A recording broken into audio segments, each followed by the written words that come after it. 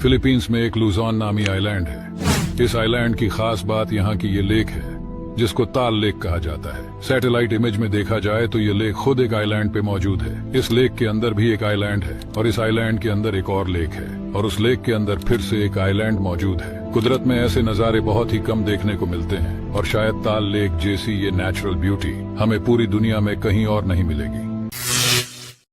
क्या आप पृथ्वी पर कोई ऐसी जगह जानते हैं जहां समय थोड़ी धीमी गति में चलता है?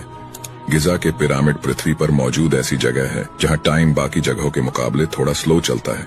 अगर आप पिरामिड के बाहर खड़े होकर देखते हैं तो आप नोटिस करेंगे कि आपका समय धीरे चल रहा है।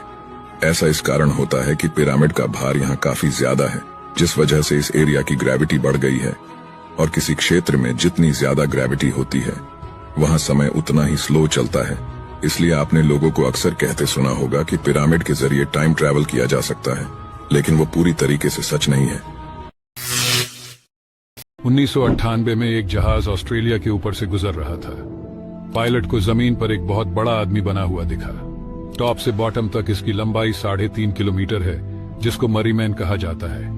हालांकि ये जियोग्लिफ इतना पुराना नहीं है, पर फिर भी आज तक ये पता नहीं लगाया जा सका कि ये किसने और क्यों बनाया था। ये इतना बड़ा है कि अगर यहाँ फिजिकली पहुंचा जाए तो इंसान को मालूम ही नहीं पड़ेगा कि वो इसके अंदर खड़ा है। मरीमैन को केवल प्लेन या सैटेलाइट इमेज से ही देखा जा सकता है। क्या आपने कभी सोचा है पृथ्वी गोल लेकिन जमीन समतल क्यों? आइए जानते हैं। दोस्तों, कई लोगों को पृथ्वी को लेकर कंफ्यूजन है। अगर पृथ्वी गोल है तो उस पर मौजूद जमीन समतल क्यों? अगर इसे साइंटिफिकली तरीके से बात करें तो इंसान पृथ्वी पर चींटी के बराबर भी नहीं है।